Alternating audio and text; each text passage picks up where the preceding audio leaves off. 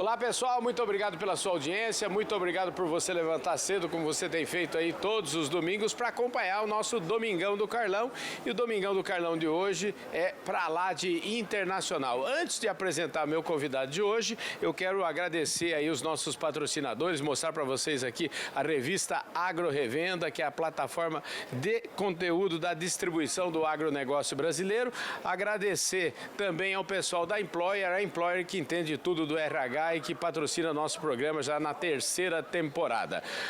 Bom, gente, hoje o programa é internacional. Eu vou receber aqui o Rick Brandt, que é o CEO, o presidente da Brandt, e eu estou aqui no stand deles na exposição de Não Me Toque, no Rio Grande do Sul, gravando essa entrevista para vocês. E a gente vai tentar não, vocês vão ver que a conversa flui em inglês, vai ser um papo legal demais. Rick, thank you very much for coming here at Fala Carlão. Oh, thank you. It's great to be here, and I'm glad you switched to English. Yes, the interview, we tried to do this interview in English, but here at Fala Carlão, we used to say that nobody was born president like you, but everybody has a good story to show us. Tell me about your history. Tell me about your father and mother, where your education. Tell us. Well, our company started in 1953 in Central Illinois in the United States, so we're 71 years old as a company now, not me.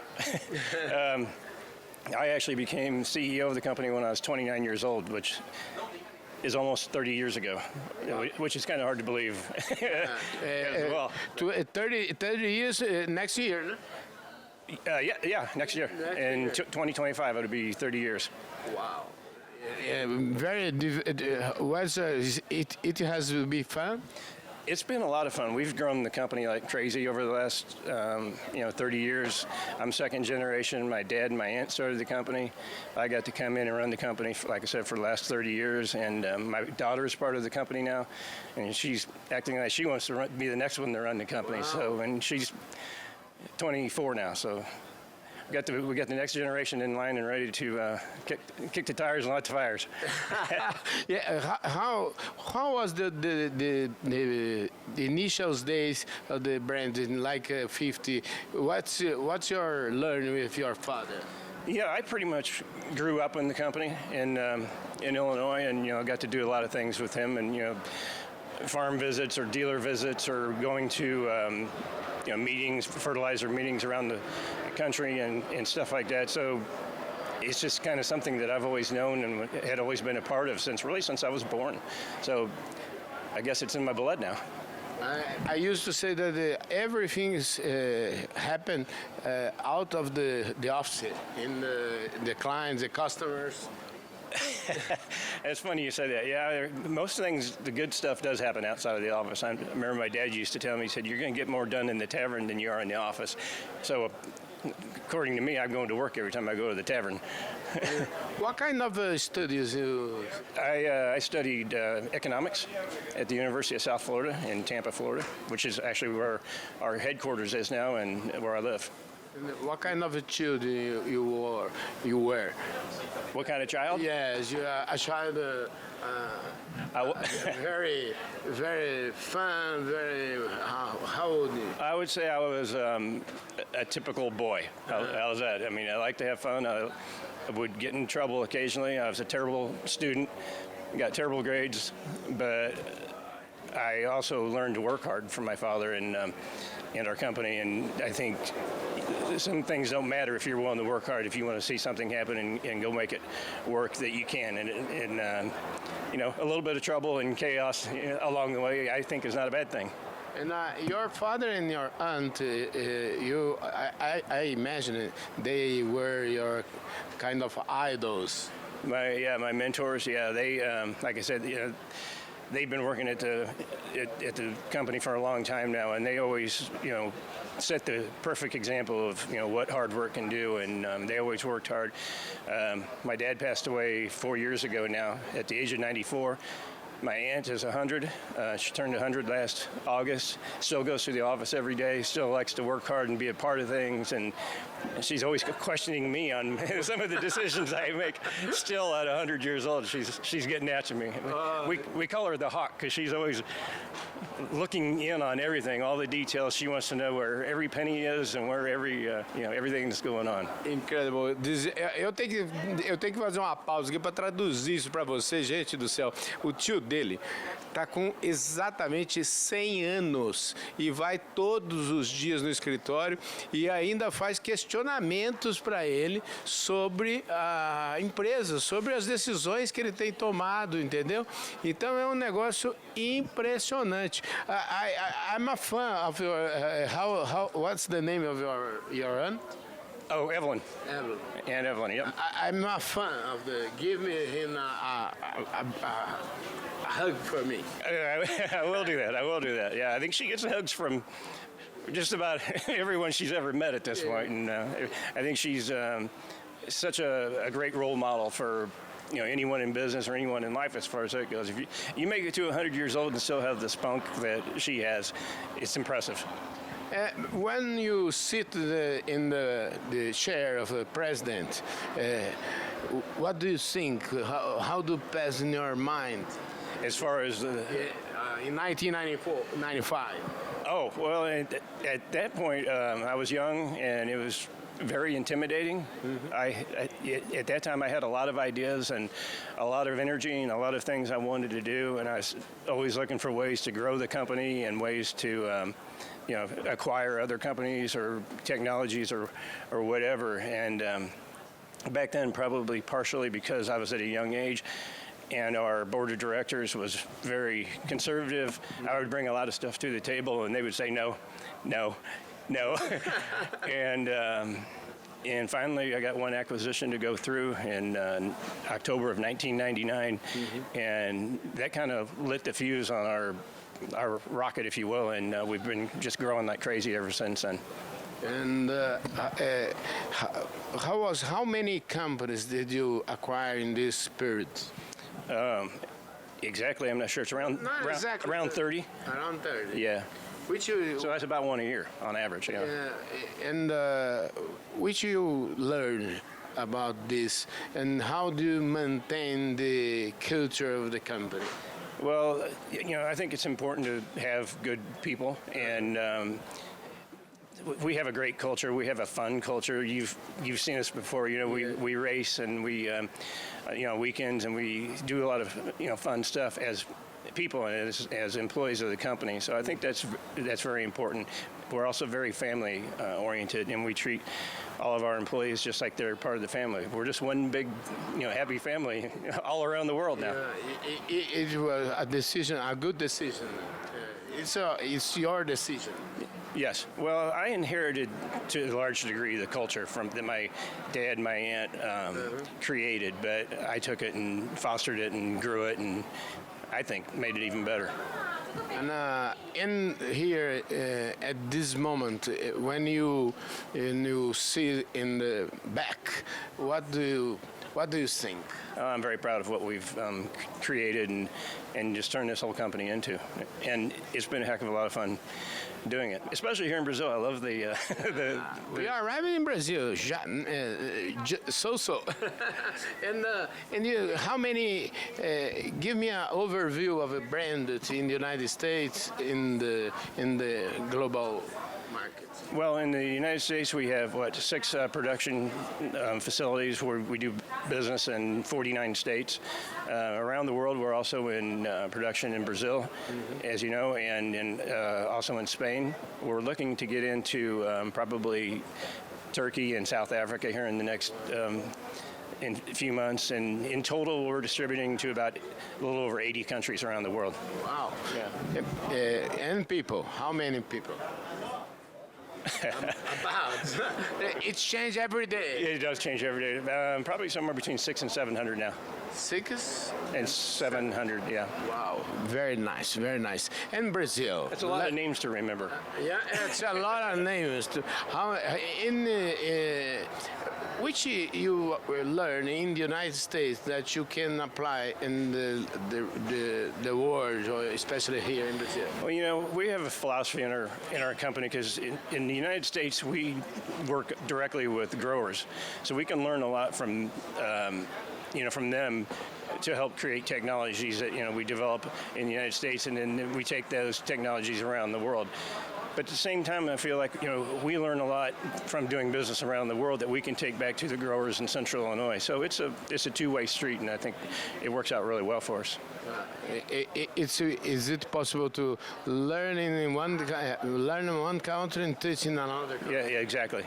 Because when it comes to ergonomy and technology. Crops are crops, and if it works in one area, it's probably going to work in another area. And I've also learned around the world that farmers are farmers, and farmers in Brazil are very much like farmers in Illinois, or very much like farmers in Europe. So they're most generally just really, really good people and hard workers. Yeah, well, but here in Brazil, agriculture is very, very important. How long do you stay here in Brazil? We've been here since 2015 when we started our company.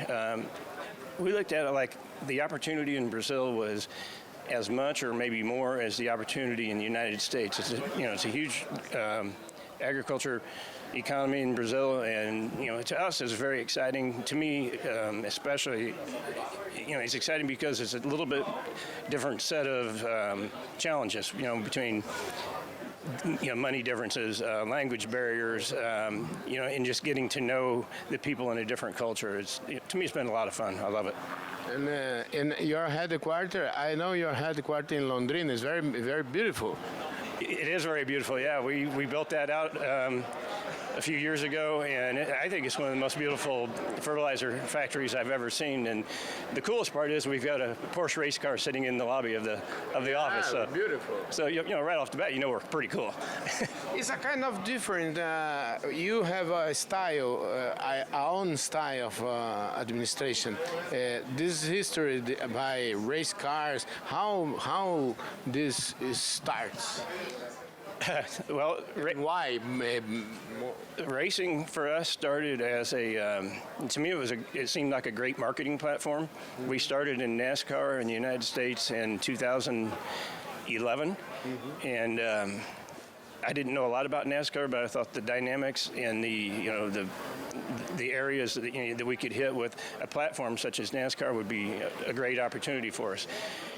Honestly, I had only been to one NASCAR race before I had my name on the car, so it wasn't because I was a race fan. It was because I saw a business opportunity. In the meantime, I've become a huge race fan. I'm pretty deep into it now too. But and then when we came to Brazil and bought a company here in 2015, Miguel Paludo called me and he said, they want me to come back and race in Porsche. But he didn't know we were buying a company. I knew him from NASCAR. And I said, your timing couldn't be better. I said, we're just getting ready to go full throttle on business in Brazil. I said, I think it'd be a good opportunity for us to get into Porsche racing, which we did, and it's become a strong part of our culture here and a great marketing platform for us in Brazil. We race about once a month, so it's an opportunity for me, for the most part, to get back to Brazil about once a month or so, and go racing, and it adds to our culture. It's that fun factor, and that exciting factor. And we bring customers to the track every weekend, and engage with them there. And that's how I've gotten to know a lot of our customers here in Brazil, and get to know them even better. During COVID, unfortunately, we couldn't bring fans to the track, so we couldn't bring customers. But we could. But we were still racing. So during COVID, Miguel and I would go out to the farms and go see our customers and do farm tours or visits or whatever. And we kind of flipped the scenario, whereas generally they came to the track to see us, we went to the field to see them, and we really made some good strides, I think, in our business during that time. And made lemonade out of lemons, from the COVID era. But it was a good thing for us. And in the United States, NASCAR is the best. Is a kind of institution. It is. I think people have it in their blood in the United States. If they're NASCAR fans, generally they're pretty hardcore fans, and they generally have a favorite driver and a favorite team, and they're very animate about what they want from their racing. Which one's the most important lessons that you try? That's a good question. NASCAR has been very interesting to me. I've met a lot of really, really good people. We got a saying in the United States, a lot of the NASCAR fans are rednecks, which is mean you're like a country people. But when it comes down to it, they're really, really good people, and to a large degrees, they're a lot of them are involved in agriculture. So it's great exposure for us because people see Brant every weekend at the track and know who we are. But in the day, and the end of the day, this is important lessons make you compare business in agriculture and the velocity. How this prepare your team and you and your team for the day? There's a lot of similarities to racing and agriculture, and what we always say is we want to win in the field, we want to win on the track, and both are also very much team sports. You can have the best driver in the world in your race car, but if you don't have a good team or a good car and good mechanics and all that sort of thing, it's not going to matter how good the driver is because there's too many obstacles to overcome.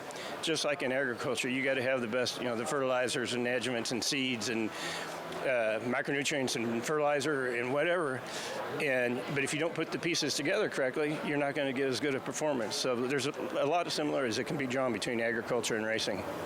Let's talk about some what brand gives for the agriculture.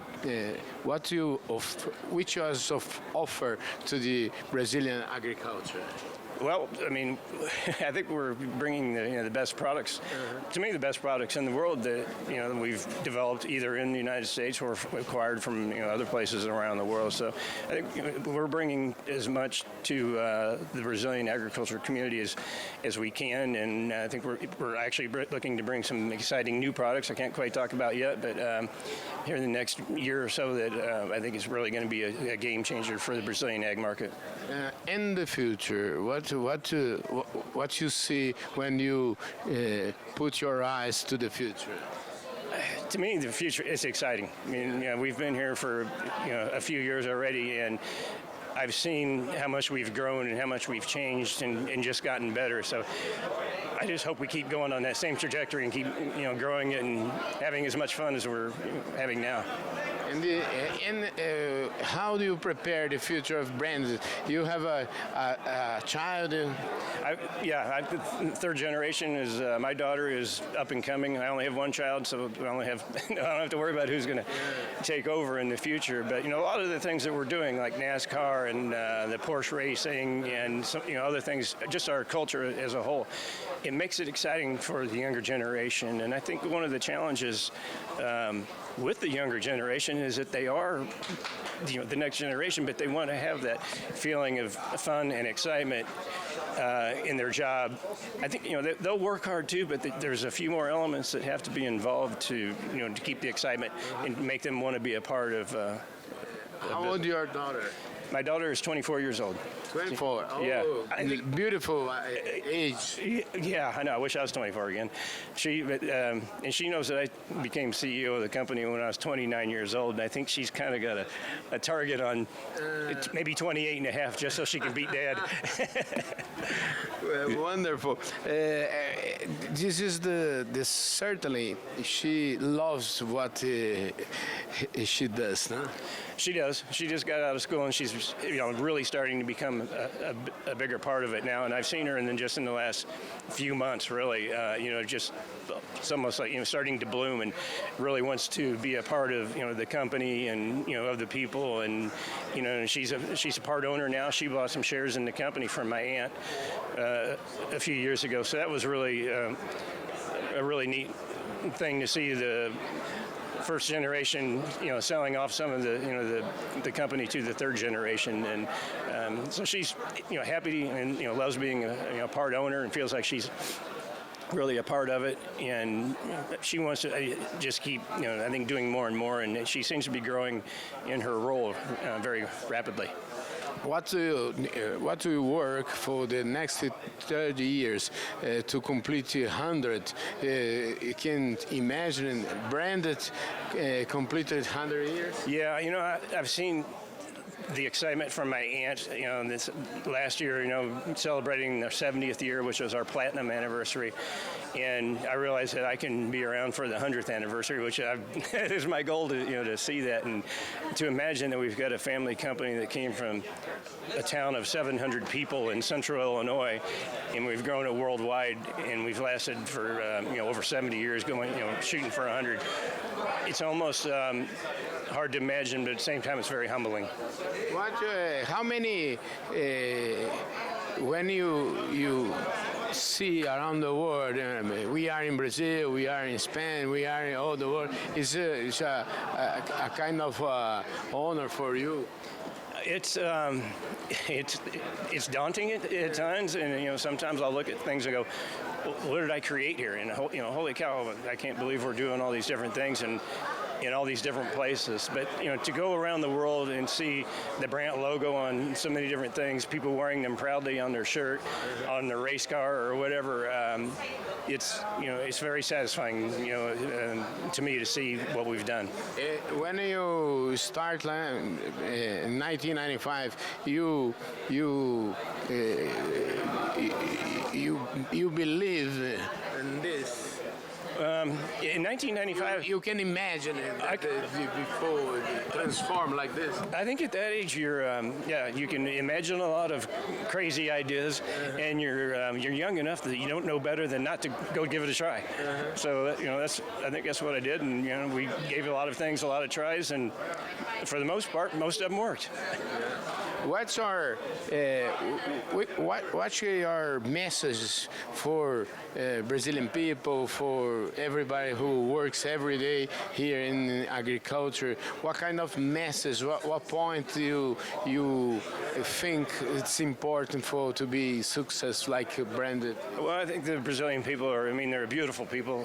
First of all, I think that's why I enjoy coming here so much, just because the culture and the people are so accepting, I guess, and I always kid that I'm half Brazilian because I'm here so much, and I feel like I'm half Brazilian. I get along with everyone. Miguel Paludo and I claim that we're Brazilian brothers, and we share the same birthday, coincidentally. Yes. but a different year. But nonetheless, we're something happened somewhere along the line. We're Brazilian brothers, but the Brazilian people in agriculture, like I said, just a beautiful people, and I encourage them to keep up that culture and just keep growing and making it better. And for the team of branded team in Brazil, what's our message for the team? Oh, I couldn't be more proud of our brand team in Brazil and the strides and the accomplishments that we've made in the last 9 years here. It's been so exciting and so much fun to be a part of and to oversee, and there's a lot of energy and people that want to work hard in our company here, and they're hungry, and I love that. I love being a part of that. If your father was here now today, what do you think he told you about that history? What would you think? It was funny the way my dad was. What he would tell me and what he would tell others were two different things. I always thought I was doing everything wrong, and then he would tell everybody else how proud he was of me. So if he were here today, I think he would say, "My gosh, Rick, you've really done a heck of a job down there, and I can't believe you did that, but you did, and I'm proud of you." Yeah, thank you very much for coming here at Fala Carlão. And just what do you think? How do you compare Brazil and another country that you know? I can imagine that you know every part of the world. I don't know if I know every part of the world, but I would say Brazil compared to the United States, like I said, in agriculture, a lot of similarities. A lot of hardworking people, enthusiastic that are there to get the job done before they need to do their other things. So. From that perspective, I think there's a lot of similarities. And about the future, if technology, artificial intelligence, how do you work with these things? We're not working with AI yet, but we are. We're working on bringing some new technologies that I mentioned earlier, to the field here in the next year or so, and I think it's some really exciting stuff, and I think it's going to change the way growers go to the field, and in a much better way. Thank you, Rick. Thank you very, very much. I love this things, this talking with you. Oh, thank you. It's great to be here, and like I said, I love being in Brazil, so it's always good to see you. Thank you. And you was born in July 26. Yep, July 26, 1965. 1965. 1965. Eu nasci no dia 19 de julho de 1965 e o Rick nasceu no dia 26 de julho de 1965. Portanto, a gente tem uma coisa muito em comum. Thank you very much. Viu? Right. We are all the same age. We're not old though. Yeah, but you are much more beautiful. Thank you very much. I'll take that. Thank you. Pessoal, gente do céu, aqui fala Carlão, mais top de linha, um domingão extraordinário. E esse foi mais um domingão internacional. Eu conversei aqui com o Rick Brandt, que por coincidência nasceu praticamente, a gente nasceu no mesmo dia do ano, gente, no mesmo ano, 1965, e eu nasci dia 19 de julho, ele nasceu no dia 26 de julho. Eu queria, antes de liberar aqui o Rick, agradecer mais uma vez a plataforma Agro Revenda, que é a plataforma de conteúdo da distribuição do agronegócio, agradecer a Employer que entende tudo do RH. Muitíssimo obrigado pela sua audiência, um forte abraço, e esse foi mais um Fala Carlão na prateleira de cima, mais um Domingão do Carlão na prateleira de cima do agronegócio, e dessa vez do agronegócio mundial, internacional. Eu falei com Rick Brandt, presidente da Brandt no mundo inteiro. Top de linha.